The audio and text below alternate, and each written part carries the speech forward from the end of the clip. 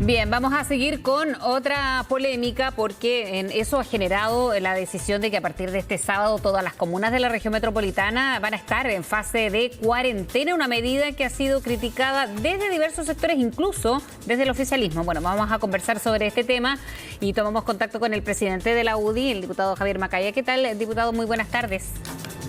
Hola, Frecia, muy buenas tardes. ¿Cómo están?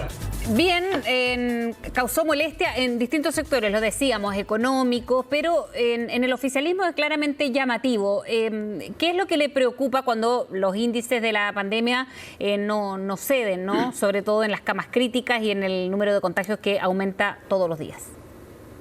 A ver, la pregunta, esa es la pregunta objetiva y la más importante. Nosotros creemos que las cuarentenas no están generando los efectos que se buscan. Es decir, no se está conteniendo o disminuyendo el número de contagios por COVID.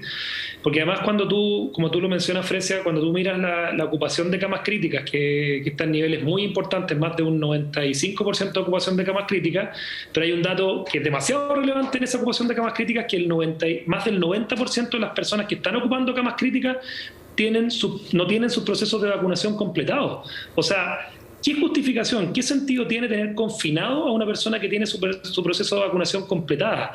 ¿Qué sentido tiene que los lugares abiertos, que debieran considerarse seguros, se tenga la gente sin posibilidad de hacer deporte? Yo recibía la denuncia de una persona que le pasaron una multa de 500.000 pesos en Futrono por ir a trotar. O sea, en el fondo, obviamente hoy día las restricciones a la libertad, los efectos en la economía que tú bien mencionabas, lo que significa el estado de la salud mental de nuestra población es un tema que yo creo que no da para más. Hay que cambiar la estrategia y el fin a las cuarentenas, y en esto quiero ser súper tajante, significa una revisión. Hoy día se va a discutir en 2 semanas más el estado de excepción constitucional que permite las cuarentenas. Ese estado de excepción constitucional también permite la integración de la red pública y privada de salud. Eso se tiene que seguir haciendo, la integración de la red pública con la privada.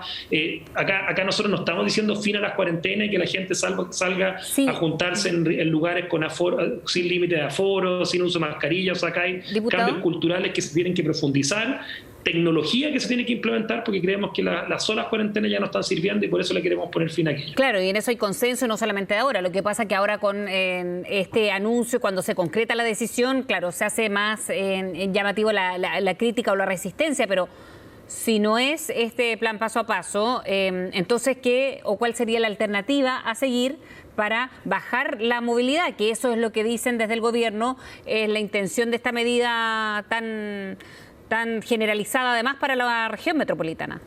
Mira, lo más importante es mantener y ojalá profundizar las campañas de vacunación. Yo ayer escuchaba al alcalde de Puente Alto, Germán Codina, que decía hay que liberar que las personas, por lo menos de los sectores más vulnerables, porque no es lo mismo hacer una cuarentena en 30 metros cuadrados en Bajos de Mena que hacerla en una casa de 200 metros cuadrados en Los Barnechea. O sea, hay que avanzar en la vacunación, porque, de nuevo, que el hecho, y es evidente, es trazable, que más del 90% de las personas que están ocupando camas críticas no tengan sus procesos de vacunación, habla de que tenemos que avanzar, sobre todo en aquellos lugares vulnerables, personas que se movilizan en el transporte público, personas que hacen cuarentena en una casa de 30 metros cuadrados, no tiene ningún distanciamiento social, y por eso acá es vacunación, es la primera medida. Segundo, hay que hacer entrega masiva de un tipo de mascarillas que tiene casi un 100% de efectividad, que son las mascarillas KN95, a las pymes, a los emprendedores. Se puede hacer medición en los espacios cerrados del CO2. Hay que invertir en tecnología, o sea, y no puede ser el mismo trato, ofrece. Yo creo que uno podrá... Probablemente nosotros estamos pidiendo fin a las cuarentenas, pero al menos permitir que las personas que tienen las 2 dosis de vacunas contra el COVID puedan circular libremente. Tiene que haber un trato diferenciado para aquellas personas que tienen esta situación, este carnet verde de vacunación, porque los efectos en la salud mental, en la economía, en la vida normal de las personas están siendo ya demasiado graves. Diputado, usted o ustedes como UDI han, no sé si condicionado, usted ahí me corrige, pero están por rechazar en estas condiciones la medida de extender el estado de excepción. ¿Eso qué va a definir finalmente la última postura que tengan desde la UDI? el estado de excepción constitucional, con la restricción que tenemos hoy día, cuarentena y la posibilidad de tener toques de queda, por ejemplo, nosotros no estamos por mantenerlo como está hoy día. O sea, de hecho, nosotros en las actuales condiciones lo rechazaríamos.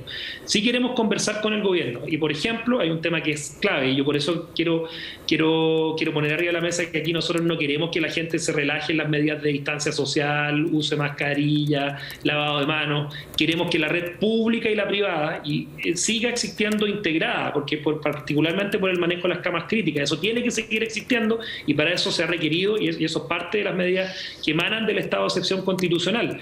Pero hay que repensarlo, hay que reestudiarlo. Faltan 2 semanas para esa discusión, veremos cómo se comporta después de estas 2 semanas la región metropolitana. Yo creo que acá las vacunas debieran empezar a demostrar efecto y de nuevo acá probablemente la conversación con el gobierno va a tener que ir muy por el sentido de no solamente terminar con las cuarentenas, sí, quizás directamente hoy día, pero permitir que las personas que tienen 2 dosis de vacunas contra el COVID puedan circular libremente. ¿Cuándo estaría dicha la última palabra? Porque ahí me dejo entrever que no está dicha la última palabra, que depende de estas conversaciones con el gobierno.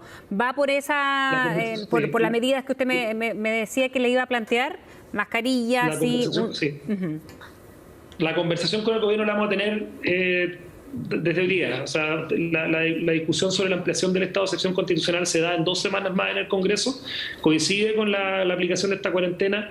Yo espero firmemente que esta sea la última cuarentena que haya en Chile, en la región metropolitana, en las condiciones que la hemos vivido hasta el momento. O sea, creo que no, de nuevo, cuando uno mira el efecto que han conseguido, el impacto que han tenido en la disminución de casos, uno se encuentra con que Chile, de los países que ha avanzado en vacunación, es lejos del país que tiene más restricciones en países que están avanzados en procesos de vacunación. Si tú viajas a cualquier país que tiene situaciones de vacunación avanzadas como Chile, no existen las restricciones y los confinamientos y las restricciones a la libertad como las que tenemos hoy día en Chile. O sea, en cualquier país, Estados Unidos, Francia, estamos hablando de harto hemisferio norte, y este virus tiene mucho de componente estacional, pero incluso en Latinoamérica, donde hay países que no han avanzado en la vacunación como lo ha hecho Chile, que un ejemplo para Latinoamérica y para el mundo de cómo hemos avanzado en el proceso de vacunación, eso no conversa con la situación de desconfinamiento y restricción a la libertad que se tiene que dar. Sí, diputado, pero